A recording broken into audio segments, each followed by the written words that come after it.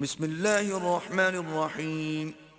شروع اللہ کے نام سے جو بڑا مہربان نہایت رحم والا ہے. یا ایہا النبی لم تحرم ما احل اللہ لک تبتغی مرضات ازواجک واللہ غفور رحیم.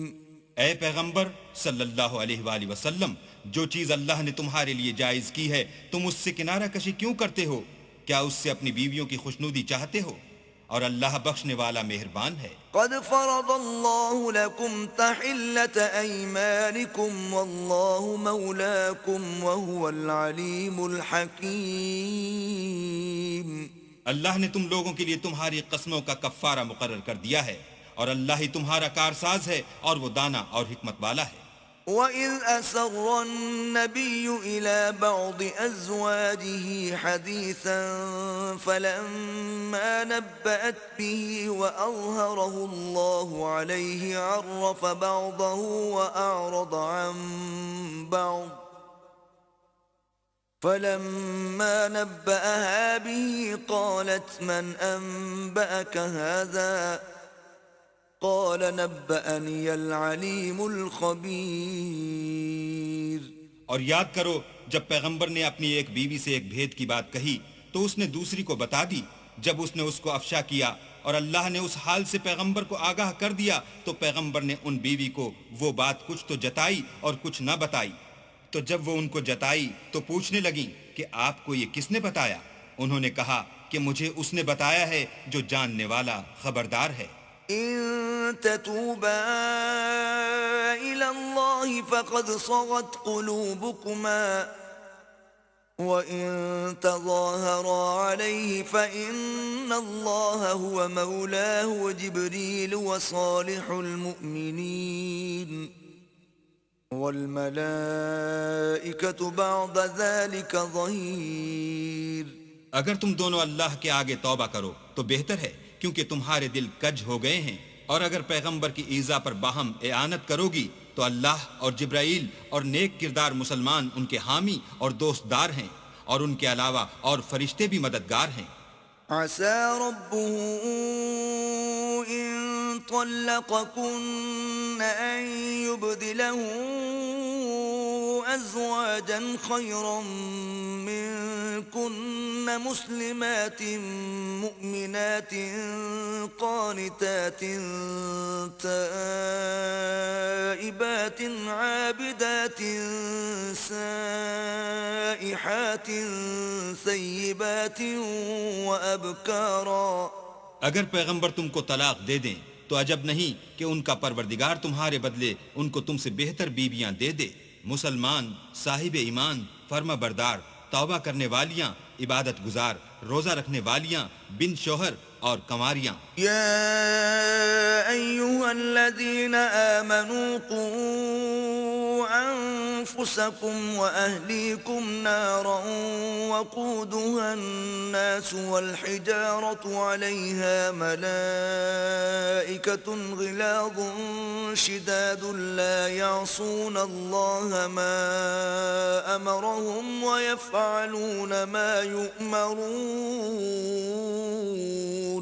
مومنو، اپنے آپ کو اور اپنے اہل و عیال کو آتش جہنم سے بچاؤ جس کا ایندھن آدمی اور پتھر ہیں، اور جس پر تند خو اور سخت مزاج فرشتے مقرر ہیں.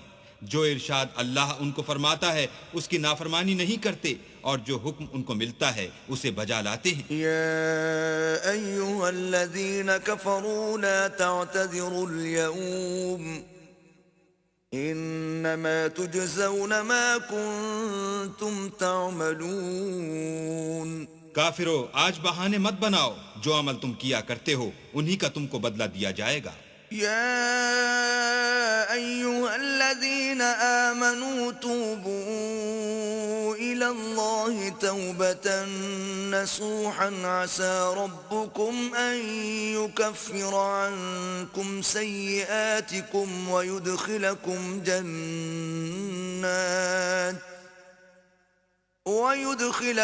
جنات تجري من تحتها الأنهار يوم لا يخزي الله النبي والذين آمنوا معه نورهم يسعى بين أيديهم وبأيمانهم يقولون ربنا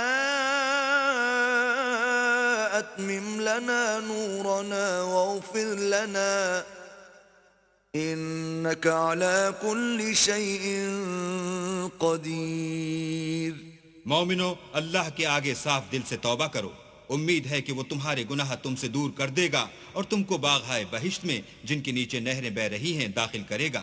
اس دن اللہ پیغمبر کو اور ان لوگوں کو جو ان کے ساتھ ایمان لائے ہیں رسوا نہیں کرے گا، بلکہ ان کا نور ایمان ان کے آگے اور داہنی طرف روشنی کرتا ہوا چل رہا ہوگا، اور وہ اللہ سے التجا کریں گے کہ اے پروردگار ہمارا نور ہمارے لیے پورا کر اور ہمیں معاف فرما، بے شک اللہ ہر چیز پر قادر ہے.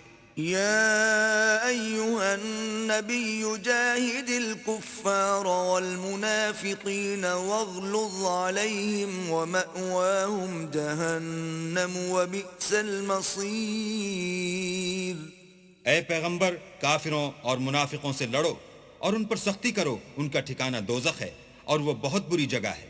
ضرب الله مثلا للذين كفروا امرأة نوح وامرأة لوط كانتا تحت عبدين من عبادنا صالحين فخانتاهما فلم يغنيا عنهما من الله شيئا وقيل ادخلا النار مع الداخلين. اللہ نے کافروں کے لیے نوح کی بیوی اور لوط کی بیوی کی مثال بیان فرمائی ہے. دونوں ہمارے دو نیک بندوں کے گھر میں تھیں اور دونوں نے ان کی خیانت کی، تو وہ اللہ کے مقابلے میں ان عورتوں کے کچھ بھی کام نہ آئے، اور ان کو حکم دیا گیا کہ اور داخل ہونے والوں کے ساتھ تم بھی دوزخ میں داخل ہو جاؤ.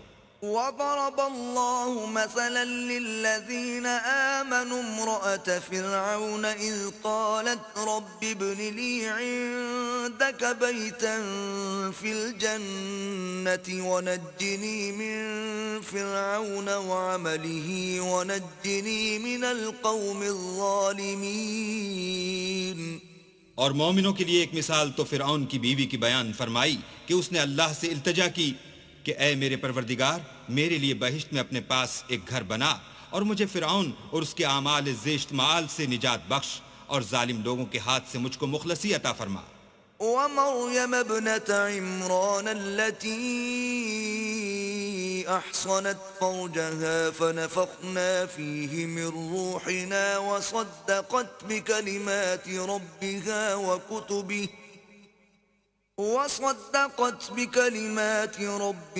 وكتبه وكانت من القانتين.